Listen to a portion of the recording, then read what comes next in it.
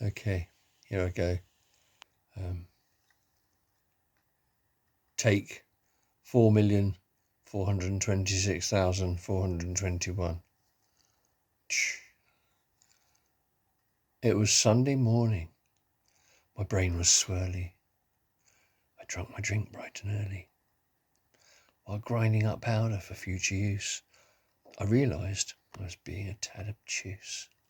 I looked at my notes, and it was my diagnosis.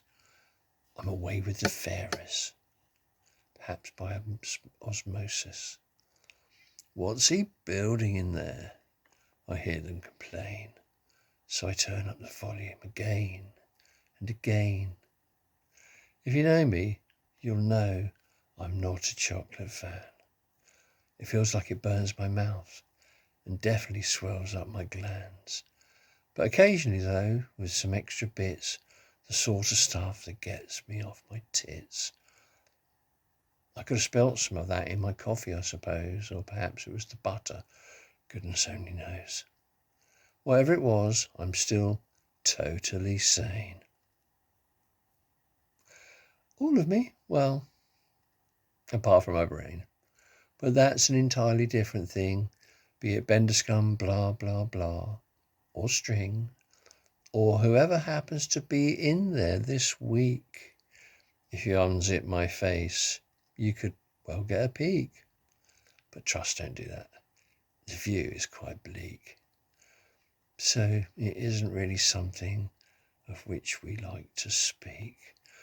There is one thing, though, that's proper amazing.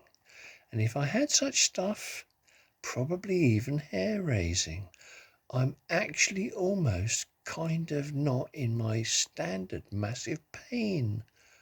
Well, I am, but my brain thinks I like it. I told you it was insane. Or maybe it's merely a stroke of luck. Unlike the rest of us, we're sane as fuck. We're the sanest people in this entire flat, and all 7 of us agree with that. That includes Walter Travolta. You've probably not heard of him.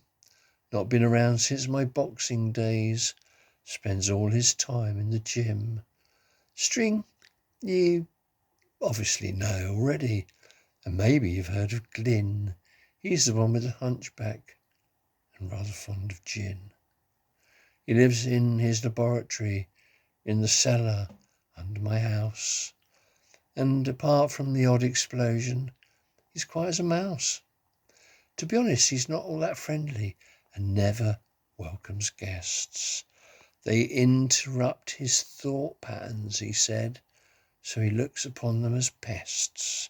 My advice, except in a medical emergency, is don't go there. Just avoid him. However, he'll fix you up proper good, even if you need a new limb. The others I've probably not mentioned before. For that, there is a reason. There's a time and place for everything. And this is not yet anywhere near their season. Sing a song of sixpence, a pocket full of sewage and shit. Dumped there by the water companies. I don't doubt that one little bit. 4 and 20, that reminds me of something to which I've been. I know that it was in London, but it wasn't to look for the Queen. It was in a park, I remember. I bought this T-shirt from a Rasta bloke. Sat and had a blah, blah, blah. Shared each other's smoke. When a young guy came and asked us where he could buy some weed, I implied that I may well be a fed. He looked at me straight, then fleed. My smoking friend said that was evil, bro. I totally agreed. That was a wicked day, but something that happened, of course. Something bad happened, of course.